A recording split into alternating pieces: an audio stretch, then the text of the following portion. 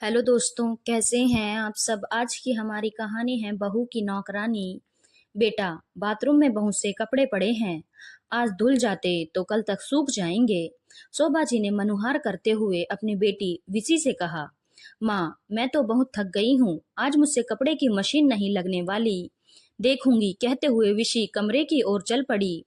कल कमरे में लेटी हुई कुसुम माँ बेटी की बातें सुन रही थी। 4 दिन पहले ही उसने एक प्यारे से बेटे को जन्म दिया था। अब बहू जापे में थी तो घर के काम और जच्चा बच्चा की देखभाल सब कुछ शोभा जी से अकेले करना बहुत मुश्किल था। इसीलिए उन्होंने अपनी शादीशुदा बेटी विशी को बुला लिया था। कुसुम और बच्चे की मालिश और नहलाना धुलाना तो एक आया करके चली जाती थी, लेकिन जच्चा के खाने पीने और घर के बाकी काम करने में भी विसी तंग हो जाती थी, क्योंकि हमेशा से ही मायके आकर आराम करने की जो आदत थी। इसीलिए इस बार मायके में उसका मन नहीं लग रहा था। माँ जी भी कुछ बीमार सी रहती थी तो वो भी बहुत मुश्किल से ही कुछ हाथ बटा पाती थी।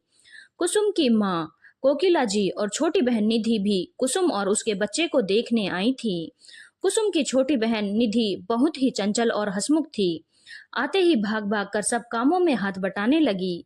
शाम को जब उसकी माँ और बहन वापस जाने लगी तो शोभा जी बोली, निधि बेटा, तुम तो बहुत फुर्तीली हो। मुन्ना भी तो देखो तुम्हारे पास कैसे खेल रहा है।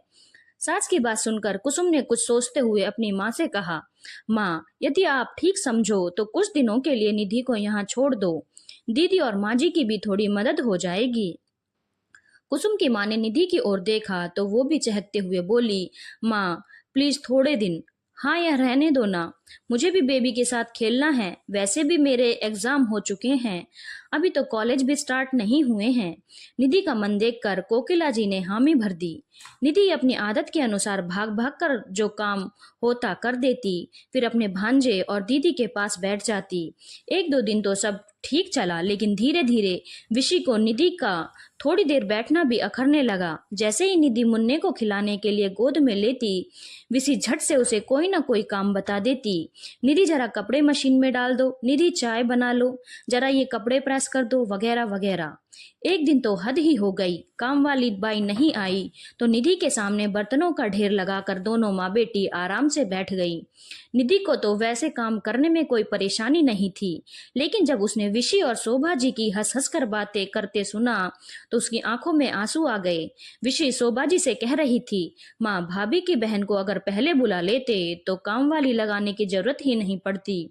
मुझसे तो ये बर्तन और साफ सफाई बिल्कुल नहीं होती, लेकिन इन लोगों को तो ये सब करने की आदत है। निधि ने जब ये सुना तो उसे बहुत बुरा लगा। वो तो बहन के घर को अपना घर समझ के सारे काम कर रही थी, लेकिन बहन की ननद ने तो उसे नौकरानी ही समझ लिया था।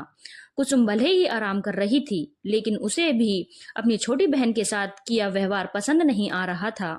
लगभग 15 दिन बीत चुके थे निधि को आए। अब कुसुम भी अपने काम खुद करने लगी थी तो उसने अपनी सास से कह दिया, माँ जी, मम्मी का फोन आया था कि उनकी तबीयत ठीक नहीं है और निधि के कॉलेज भी स्टार्ट हो गए हैं, इसीलिए निधि को वापस भेज दें। ये सुनते ही विसी फटाक से बोल पड़ी, लेकिन भाभी, अभी तो आपका जापा भी पूरा नहीं हुआ और आपके नंदोई जी का भी रोज फोन आ जाता है कि वहां मेरे बिना बहुत दिक्कत होती है। मैं भी अब ज्यादा नहीं रह पाऊंगी। विसी की बात सुनकर कुसुम बोली, कोई बात नहीं दीदी, आप चली जाइए। वैसे भी अब मैं ठीक हूँ और आप अपना काम कर सकती हूँ। बाकी कुछ दिनों के लिए एक खाना बनाने वाली रख लेंगे। क्यों माँ जी? अपनी सास की ओर देखते हुए कुसुम ने कहा। शोभा जी कुछ बोल ना सकी और हामी से सिर हिला दिया। एक दिन शोभा जी चहकते हुए बोली, कुसुम, बहु खुशखबरी है, मैं नानी बनने वाली हूँ। अभी विसी का फोन आया था। कुसुम भी एक खबर सुनकर बहुत खुश हुई। देखते देखते समय बीत गया और विसी की डिलीवरी की डेट भी आ गई। विसी की अपनी सास और ननद से कुछ खास नहीं बनती थी, इसीलिए इस समय वो अकेली पड़ गई थी। एक दिन उसने फोन पर अपनी माँ शोभा जी से कहा, माँ, यहाँ तो संभालने वाला कोई नहीं है। आओ, और आपके दामाद कह रहे हैं कि डिलीवरी यहीं करवाऊंगा। चाहे तो फुल टाइम मेड रख लेंगे, लेकिन माँ, फिर भी कोई अपने घर का होता तो अच्छा रहेगा। विसी की बात सुनकर शोभा जी बोली, बेटा, आने को तो मैं आ जाऊंगी, लेकिन तुझे तो पता ही है मुझसे तो कुछ काम नहीं होता है। माँ, आप भाभी की बहन निधि से बोल दो ना कि कुछ दिनों के लिए मेरे घर आ जाए। बेटा, लेकिन मैं कुसुम से बोलकर देखती हूँ। जब विसी जी शोभा जी ने कुसुम से कहा तो कुसुम को कुछ समझ नहीं आ रहा था कि वो क्या जवाब दे। इतनी देर में विशी का फिर फोन आ गया। माँ, आपने भाभी से क्या कहा? वैसे भी मैं मुफ्त में उसे काम करने नहीं करवाऊंगी। मेड को जितना देंगे उससे ज्यादा ही निधि को दे दूंगी। ये सुनकर कुसुम को बहुत गुस्सा आया। दरअसल इस बार फोन शोभा जी ने नहीं बल्कि कुसुम ने उठाया था। कुसुम बोली, दीदी मैं तो सोच रही थी कि आपको किसी अपने की जरूरत है, लेकिन आपने तो मेरी बहन को नौकरानी समझ लिया।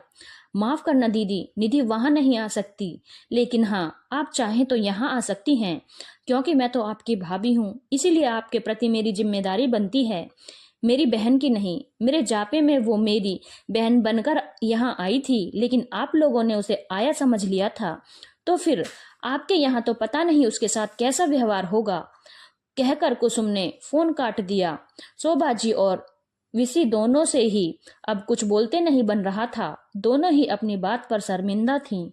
धन्यवाद दोस्तों। अगर आपको कहानी अच्छी लगी हो तो चैनल को लाइक, शेयर और सब्सक्राइब करना ना भूलें।